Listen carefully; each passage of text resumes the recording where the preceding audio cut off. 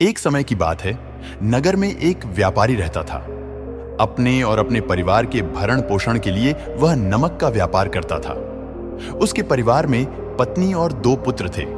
व्यापारी के दोनों पुत्रों का स्वभाव बिल्कुल अलग था। जहां एक और बड़ा पुत्र बहुत ही संकोची और शर्मीले स्वभाव का था। उसे किसी से बात करने में भी शर्म आती थी। वही उसका छोटा पुत्र बहिर्मुखी स्वभाव वाला व्यक्ति था।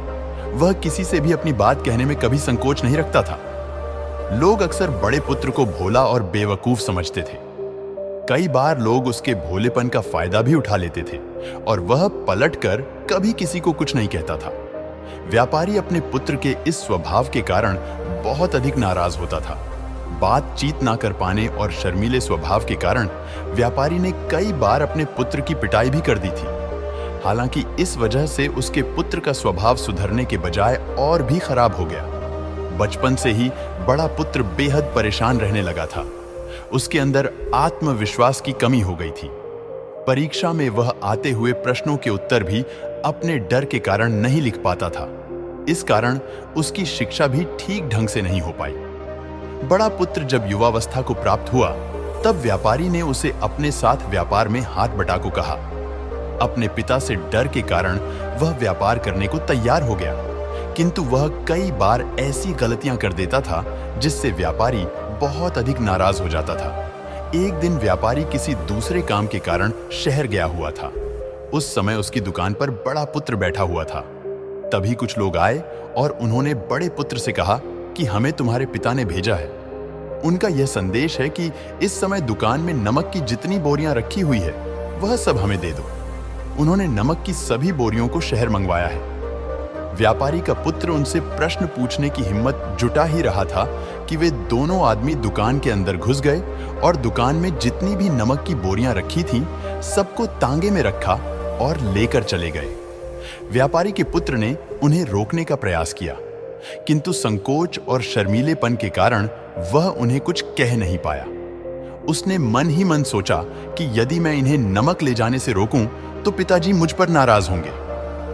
कुछ समय बाद जब व्यापारी शहर से वापस आया, तो खाली दुकान देखकर उसने अपने पुत्र से प्रश्न किया कि नमक की बोरियां कहां गई? यह दुकान इतना खाली खाली क्यों है? तब बड़े पुत्र ने धीमे स्वर में कहा कि कुछ लोग दुकान पर आए थे और उन्होंने मुझसे कहा कि आपने नमक की बोरियों को शहर मंगवाया है और दुकान में से सारी बोरियों को निकाल कर लेकर चले गए। व्यापारी ने अपना सिर पीट लिया।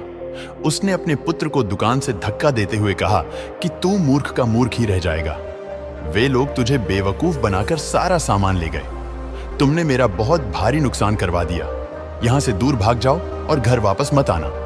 यदि तुम वापस आए तो मैं तुम्हें पीट पीट कर सीधा कर दूंगा। व्यापारी का बड़ा पुत्र इस बात से बेहद दुखी हुआ। एक बार फिर उसके शर्मीले स्वभाव के कारण उसके पिता उससे और अधिक नाराज हो गए। साथ ही व्यापार में भी इतना नुकसान हो गया। उस समय नगर के सभी लोग व्यापारी के पुत्र पर हंस रहे थे और उसका मजाक बना रहे थे। उसे बहुत अधिक शर्मिंदगी महसूस हो रही थी। यही वह समय था जब उसने सोच लिया कि अब उसके जीवन में कुछ भी ठीक नहीं हो सकता है। वह सदैव मूर्ख का मूर्ख ही रह जाएगा और इस समाज में रह रहे लोगों के साथ कदम से कदम मिलाकर कभी नहीं चल पाएगा। व्यापारी का पुत्र नगर से बाहर आ गया और एक नदी के किनारे बैठकर खूब रोया। गहरे पानी को देखकर उसके मन में विचार आया कि अब उसके जीवित रहने का कोई फायदा नहीं है। उसने सोच लिया कि आज वह इस नदी में डूबकर अपने आप को समाप्त कर लेगा। असफल जीवन जीने से अच्छा है कि वह स्वयं को समाप्त कर ले।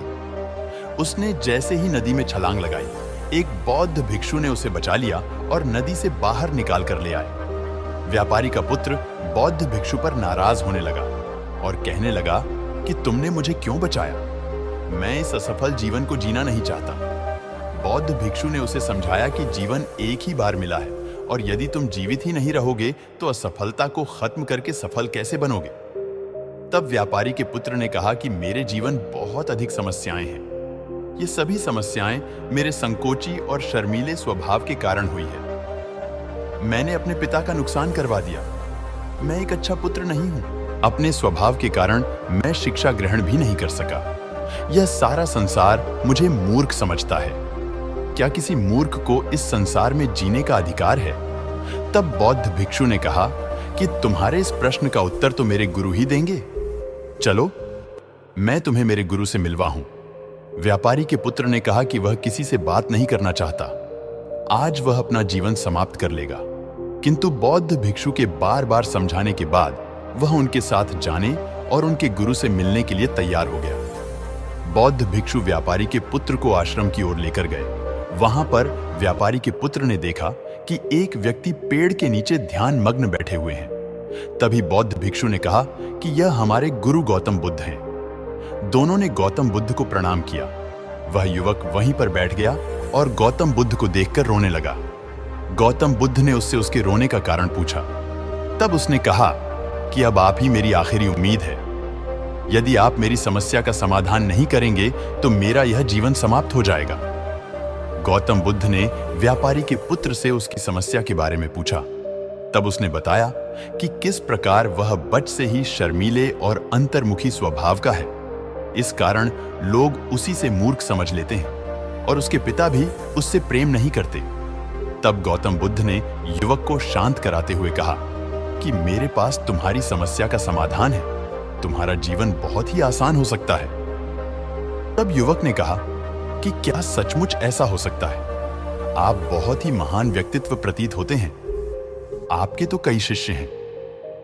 हे गुरुदेव, मैं भी आपका शिष्य बनना चाहता हूं।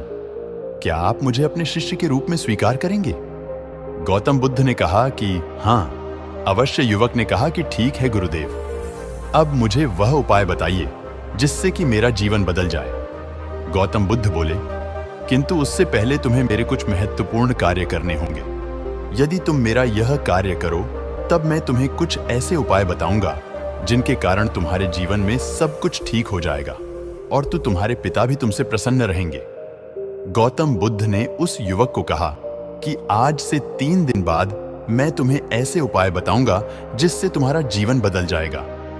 किंतु 3 दिनों तक तुम्हें मेरे सभी कार्य करने होंगे, मैं जैसा जैसा कहूंगा। यदि तुम वह कार्य को करने में सफल रहे तो तीसरे दिन के बाद तुम्हारा जीवन बदल जाएगा। तुम्हारा पहला दिन कल से शुरू होगा। अभी जाओ और आश्रम में ही आराम करो। अगले दिन व्यापारी का पुत्र गौतम बुद्ध के पास पहुंचा और कहा कि हे गुरुदेव, मुझे पहले दिन का कार्य बताइए। तब गौतम बुद्ध ने कहा कि आज तुम्हें 10 अजनबी व्यक्तियों से बातचीत करनी है और उनका हाल जानना है। इसका लेखा जोखा शाम तक लेकर आना। व्यापारी के पुत्र को बड़ा ही संकोच महसूस हुआ, किंतु उसने गौतम बुद्ध को हां कह दिया। वह निकल पड़ा।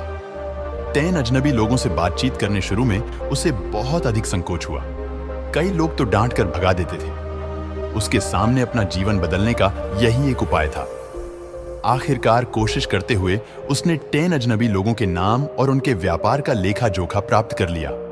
शाम को जब वह गौतम बुद्ध के पास पहुंचा तो प्रसन्नता के साथ उसने गौतम बुद्ध को बताया कि आज का कार्य उसने सही ढंग से पूरा कर लिया है। कुछ लोग तो उसके मित्र भी बन गए हैं। दूसरे दिन फिर वह युवक गौतम बुद्ध के पास पहुंचा। तब गौतम बुद्ध ने कहा कि आज का कार्य है, तुम आश्रम में रह रहे 10 शिष्यों को संबोधित करते हुए उन्हें जल के उपयोग के विषय में पढ़ाओ। गौतम बुद्ध की बात सुनकर व्यापारी का पुत्र हक्का बक्का रह गया। उसने कहा कि आप मुझसे किस प्रकार का कार्य करवा रहे हैं? मैं अपनी शिक्षा ठीक से पूरी नहीं कर पाया हूं। मैं यह कार्य नहीं कर पाऊंगा। तब गौतम बुद्ध ने कहा कि ठीक है, तब मैं तुम्हें उपाय भी नहीं बताऊंगा। व्यापारी के पुत्र ने प्रार्थना करते हुए कहा कि आप जानते हैं मेरी शिक्षा अधूरी है, फिर मैं किस प्रकार बालकों को शिक्षा दे सकता हूं? गौतम बुद्ध ने मुस्कुराते हुए कहा कि यहां सिर्फ मैं जानता हूं कि तुम्हारी शिक्षा अधूरी है, वे बालक नहीं जानते। तुम रोज अपने जीवन में जल का उपयोग करते हो। यही सब बातें जाकर उन बालकों को बतानी है। आखिरकार व्यापारी के पुत्र के पास कोई रास्ता नहीं बचा। हिम्मत जुटाकर वह उन बालकों के पास पहुंच गया। शुरू में तो उसके हाथ पैर कांप पर रहे थे, किंतु आखिरकार उसने जल की विशेषताओं के बारे में बताना प्रारंभ कर दिया। उसने बालकों को जल की 5 विशेषताएं बताई और जल्दी से वहां से भाग आया। गौतम बुद्ध के पास आकर उसने कहा कि बहुत अधिक डर लग रहा था, किंतु मैंने बालकों को जल की 5 विशेषताएं बता दी हैं। गौतम बुद्ध ने कहा कि जो एक बार फिर कोशिश करके आओ। व्यापारी का पुत्र ने एक बार फिर हिम्मत जुटाई और बालकों को जल के विषय में पढ़ाना शुरू किया। इस बार व्यापारी के पुत्र को बिल्कुल डर नहीं लग रहा था।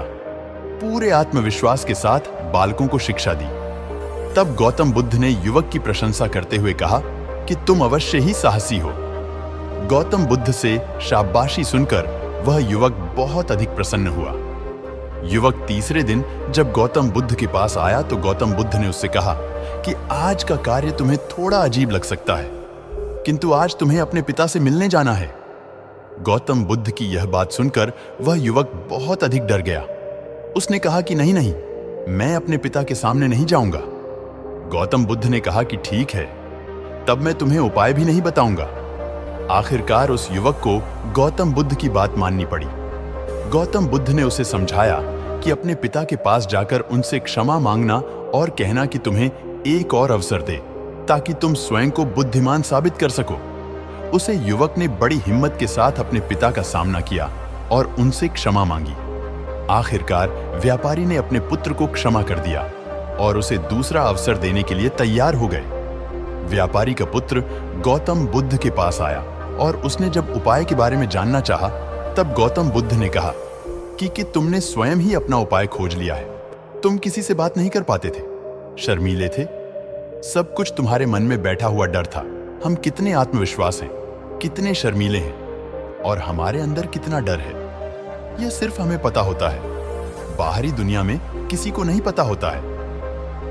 बाहरी दुनिया में हम स्वयं को जिस प्रकार का दिखाते हैं, लोग हमें इस प्रकार का समझते हैं। अगर तुम आत्मविश्वासी नहीं हो तो भी अनजान व्यक्तियों के सामने यदि आत्मविश्वास होने का अभिनय करो तो किसी को पता ही नहीं चलेगा कि तुम कौन हो। वह युवक समझ चुका था कि गौतम बुद्ध उसे क्या बताना चाह रहे हैं। गौतम बुद्ध को धन्यवाद किया और उनसे वादा किया कि वह जीवन में सफल होकर दिखाएगा। उम्मीद करते हैं आपको हमारी गौतम बुद्ध की प्रेरणादायक कहानी पसंद आई होगी। आप हमें ऐसा ही प्यार देते रहे। वर्टिकल बार और चैनल को लाइक और सब्सक्राइब करें और दोस्तों को शेयर करें। धन्यवाद।